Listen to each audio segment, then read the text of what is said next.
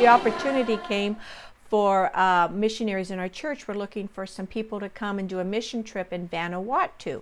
Most people don't know where Vanuatu is. Yes, I know, but Survivor made Vanuatu very popular. Beautiful, beautiful place. But I remember we went there and we prayer walked the island. We were supportive of the ministry they were doing, and it just changed my life. I thought, this is incredible.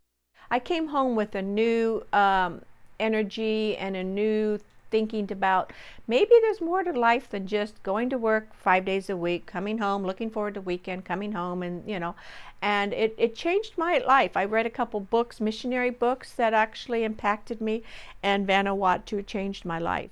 I was born in 1951 to my mother, Eleanor and Paul Schaefer. I was the last of 3 children. My mother wanted to stop with the 2 boys, and my dad really wanted a girl, and there I came along. I was a daddy's girl. I can remember dancing when I was little on his feet. We would dance around the house, and I would stand on his feet, and I was his little princess. My dad had a machine shop. He was a machinist, and actually my mom worked in his machine shop with him. It was a little mom and pop machine shop in Paramount, and they worked well together. And after they got married, my mom felt like there was a need, that she needed something, and she went to this little tiny storefront church on North Long Beach Boulevard, and that's where they planted themselves and were very active, and that's where they stayed. I adored my mother and dad. I mean, I really did. I mean, they were good people, and it's because of my mother that I believe the work that we're doing now is all because of what I know she started many years ago. With her deep-rooted faith and involvement with the church, Sherry Roberts was destined to follow in her parents' footsteps.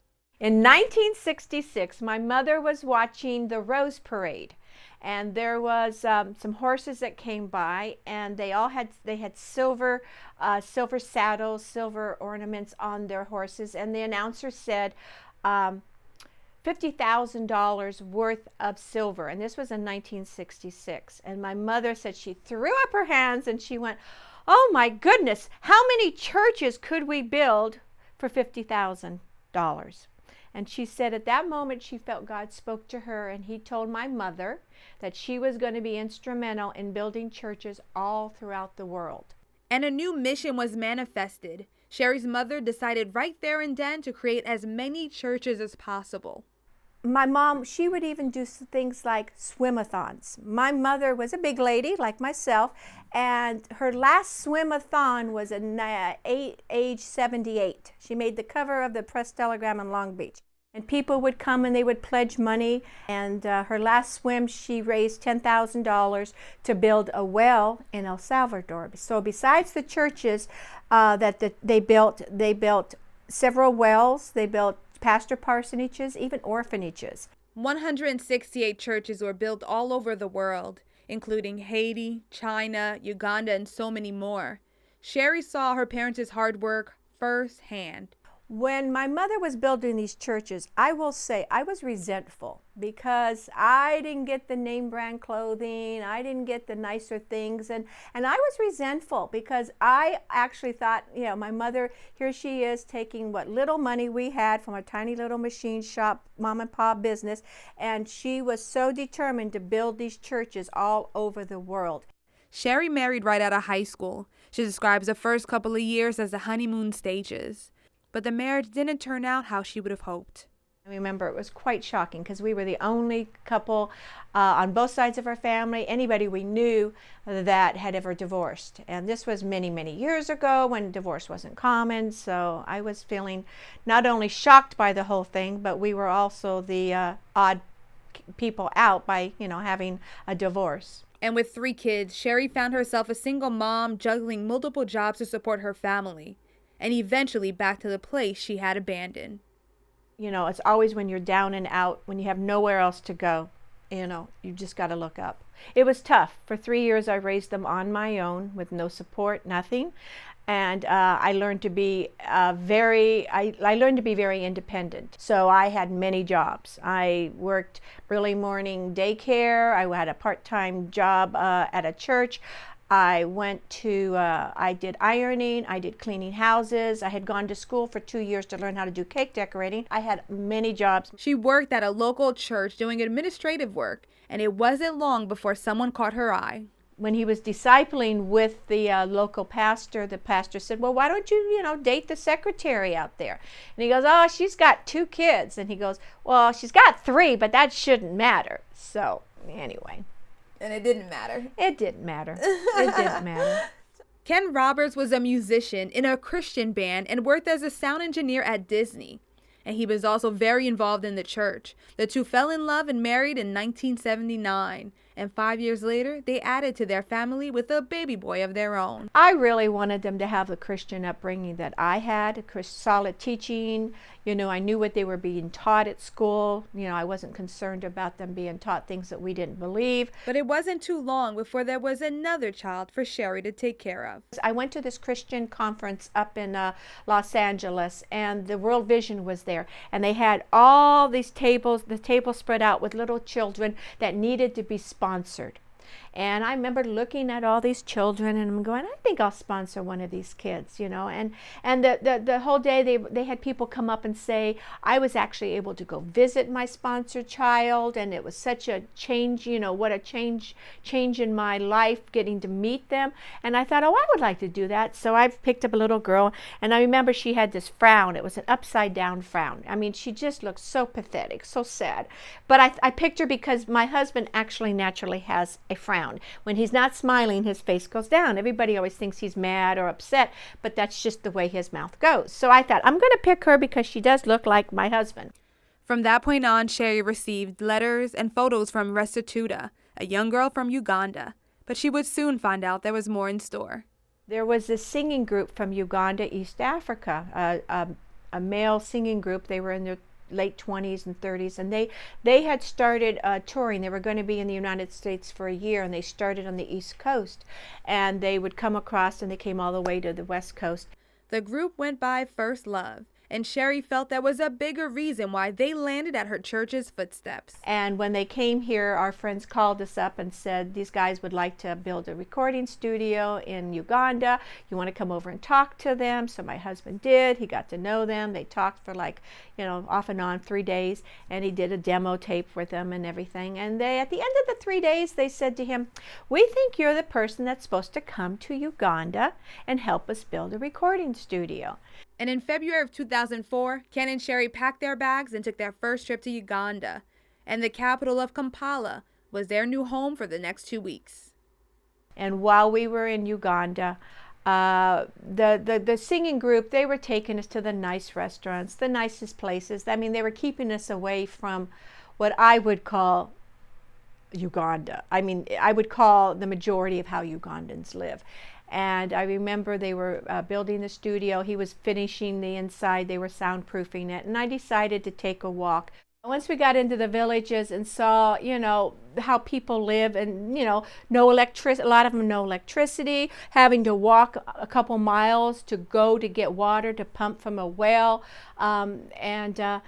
It brings the Bible. Actually, to me, being in the outskirts of a city, I feel like I'm living in the Bible times. You hear about people washing. The Bible talks about washing the dust off your feet. Well, there's dust everywhere on these red dirt roads, and so before they go in, they make sure their feet are clean. And the goats and the animals and the sheep, and going to the well and getting your water, and it's just. You could turn back the clock 2,000 years ago, and you wouldn't even know it was 2017 when you're in a village. And it was also during her travel that she met the young girl she sponsored. And then they brought out Restituta, and all these children, their eyes were like this, just, who's this white lady coming to see Restituta? And Restituta was a very shy, withdrawn little girl. And I remember, hugging her, and then I would sing a few songs with the kids. And so then we went to her home, and they had prepared us a traditional Ugandan dinner, and it was just amazing. I mean, I was immersed in this African culture, and I decided to take a walk.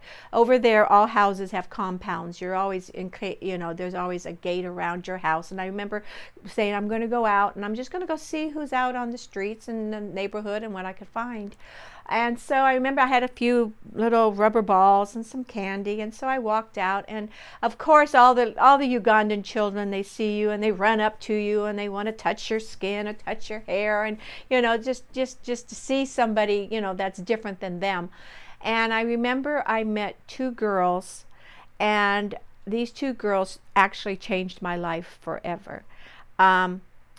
They told me of a story about when they were 9 and 11. At this time now they're 12 and 14 when I'm talking to them. But ages 9 and 11, they had been kidnapped in the middle of the night, watched their father be hacked to death in front of them, and their mother being attacked and probably more than likely raped. They never used those words. And the entire village burned to the ground. And they were taken into captivity at ages 9 and 11. And I remember hearing this story, and I'm like, I've never heard of anything like this. Well, it's the story of the rebels, Joseph Kony, which was very popular in 2012, the movement. It's the story of how the rebels came in and just kidnapped children and forcibly put the boys into the army with their guns, and the young girls were used as sex slaves. And they talked about how they told me their story of what happened to them. And I remember I was just I'm in awe. I've never heard anything like this. I didn't know these kind of things happened in the other places of the world. Sherry left Uganda with a heavy heart, but an intense passion to help those she had met. When we come back, find out how Sherry took an entire village under her wing. Sherry Roberts believes everything happens for a reason. She was touched by the stories, the culture, and by the people of Uganda. And now it was her turn to leave a mark on them. I started thinking, there's no reason why children should be abused in such a horribly way. And I thought, I'm going to put these two girls and pay their education. I'm going to put them in a school, and that will be it. Nobody there knows about homeschooling, but I thought I'll hire a teacher and I'll just find a place and we'll just buy materials and we'll just educate them that way.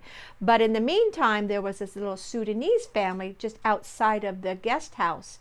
And this little Sudanese family had some children that were not going to school because public education at that time was not free. And so they had these children, and I thought, well, I can take those three children, even though they were like 7, 12, and 16, different ages. Everybody was different ages, but I will take them and I'll educate 5 children. I'll do my good deed and I'll educate 5 children. And I remember going up to the local pastor and asking him, can I have a corner of your room? If I can pay rent if you want me to. And he said, no, that's okay. We got all the school materials. I found somebody to teach them. And the first question they asked us is, well, what uniforms are we going to wear? And I'm saying, there's only 5 of you. It's a homeschool, but we must have uniforms.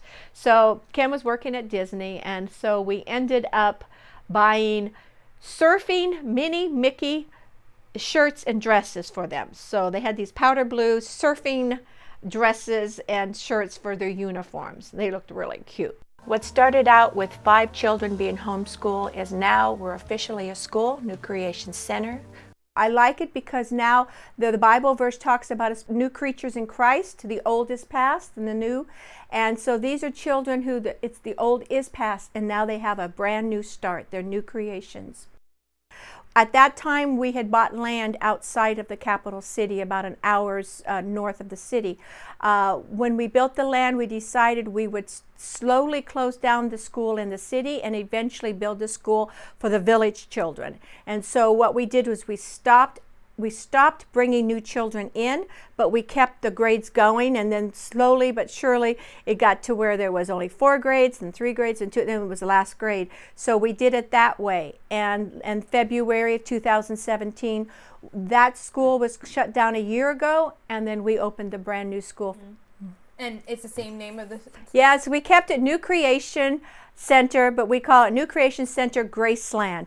Graceland is our land that we live on. It's our 11 acres. When Ken and I were trying to figure out a name, we wanted to have a name for it. We were coming up with all these names, and I jokingly said Graceland being a musician, he took to it. But I look at it as God's grace on us. He poured his grace on us, so it's our grace land. So no, it's not in Memphis. And the king does, and Elvis doesn't live there, but the true king does live there. So we provide them with everything.